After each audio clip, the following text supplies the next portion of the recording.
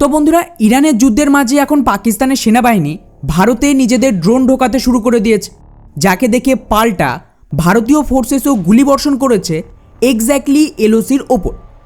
উল্টো দিকে ঠিক একই সময় মার্কিন মেরিন ফোর্সেস সরাসরি পাকিস্তানের জনগণকে গুলি করে মারতে শুরু করে দিয়েছে, যা কিন্তু গোটা পাকিস্তানের ভেতরে একটা গৃহযুদ্ধের পরিস্থিতি তৈরি করেছে।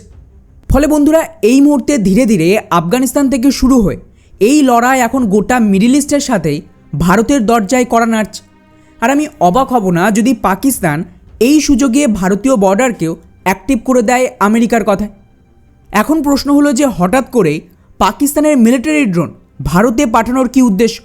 এখানে কি তাহলে ভারত আর পাকিস্তানের মধ্যেও একটা লড়াই চাইছে আমেরিকা?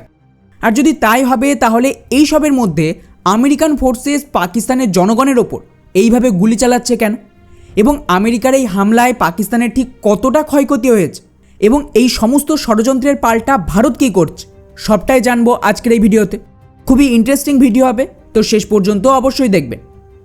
তো বন্ধুরা, যে মুহূর্তে আজ খবর আসে যে ইসরায়েল খামেনিকে মেরে দিয়েছে, ইমিডিয়েটলি পাকিস্তান আর ভারতের শিয়া মুসলিমরা অ্যাক্টিভ হয়ে যায় এবং বিরোধও শুরু করে।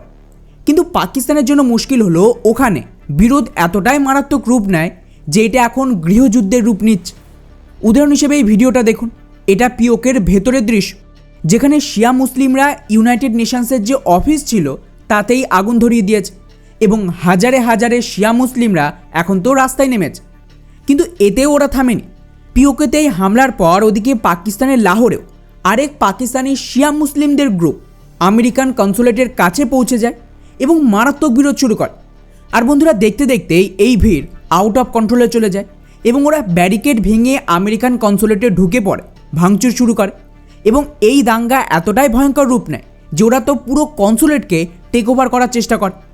ব্যাস, এরপরেই শুরু হয় আমেরিকার পাল্টা অ্যাটাক। আমেরিকার সমস্ত অ্যাম্বাসি বা কনসুলেটে আমেরিকার নিজস্ব ফোর্স থাকে। তো এই সমস্ত ফোর্স কী করে, ডিরেক্টলি এই ইসলামিক ভিড়ের ওপর এলোপাথারি গুলি চালাতে শুরু করে। এবং এই অ্যাটাক এতটাই মারাত্মক ছিল যে বলা হচ্ছে আমেরিকান ফোর্সেস প্রায় 9 জন পাকিস্তানিকে মেরে দিয়েছে, তাও ওদেরই দেশে। তবে এটা তো কিছুই নয়। ধীরে ধীরে নতুন রিপোর্ট সামনে আসছে যেখানে পাকিস্তানের SMBM হসপিটালের একটা লিস্ট পাবলিক হয়ে গেছে, যেখানে আপনারা পুরো লিস্টটা দেখতে পাবেন যে অ্যাকচুয়ালি 9 জন নয়, প্রায় 30 জন পাকিস্তানি মারা পড়েছে আমেরিকার হামলায়। আর এরা কিন্তু প্রত্যেকেই দেখেন বয়সটা 18 থেকে 25 বছরের মধ্যে ছিল।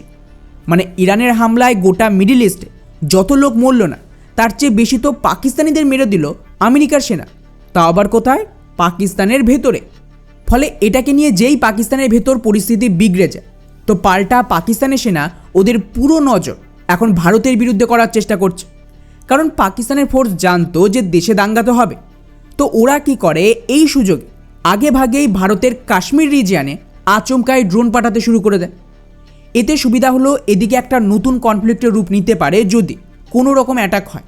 এতে পাকিস্তানের লোকজনের ফোকাস আমেরিকার হামলা থেকে সরিয়ে ভারতের দিকে করা যাবে। যদিও ভারত এখানে তৈরি ছিল, যে মুহূর্তে পাকিস্তানের সেনা এইসব ড্রোন ভারতের ভেতরে পাঠানোর চেষ্টা করছিল, ইমিডিয়েটলি ভারতীয় ফোর্সেসও পাল্টা এলোপাথারি গুলি চালাতে শুরু করে এর পজিশন লক্ষ্য করে। ফলে বিপদ বুঝে ওদের ড্রোন তাড়াতাড়ি পিওকের ভেতরে ঢুকে পড়ে। ফলে বন্ধুরা, সত্যি বলছি, আমি জানি না যে পাকিস্তানি সেনাবাহিনীর বুদ্ধি কি হাঁটুর নিচে আছে কিনা। কারণ ইতিমধ্যে ওরা আফগানিস্তানের সীমান্তে ব্যস্ত, লাগাতার তালিবান ওদেরকে ঠুকছে, দেশের ভেতরেও দাঙ্গা শুরু হয়ে গেছে। এর মধ্যে ওরা এই সমস্ত থামানোর বদলে ভারতকেও উস্কানি দিচ্ছে। এখন যদি পাকিস্তানের উস্কানির পর এই ইরানের হামলার সুযোগ নিয়ে ভারত পাকিস্তানের উপরে অ্যাটাক শুরু করে দেয়, তখন ওরা কী করবে? কেউ কিন্তু বাঁচাতে আসবে না। স্পেশালি যে মুসলিম দেশগুলোর কাছে পাকিস্তান যেত ভিক্ষা চাইতে, তারা পর্যন্ত নিজেরাই যুদ্ধে ব্যস্ত। তবে হ্যাঁ, এখানে আরেকটা দিকও থাকতে পারে, আর সেটা হলো খুব সম্ভবত এখানে যা কিছু হয়েছে এটা পাকিস্তান নিজে করেন, বরং মেবি ডিপ স্টেটের সিগন্যাল আসছে। এইরকমই ছোটো ছোটো উস্কানি দিতে দিতে কোন দিন সাডেন একটা অ্যাটাক বা বড় কোনো টেরর অ্যাটাক করে দেবে পাকিস্তান, যাতে ভারতও এই কনফ্লিক্টে ঝাঁপিয়ে পড়ে। এখন এই সমস্ত কিছুর ওপর আমাদের নজর থাকবে। দেখা যাক পরিস্থিতি কোন দিকে এগোয়।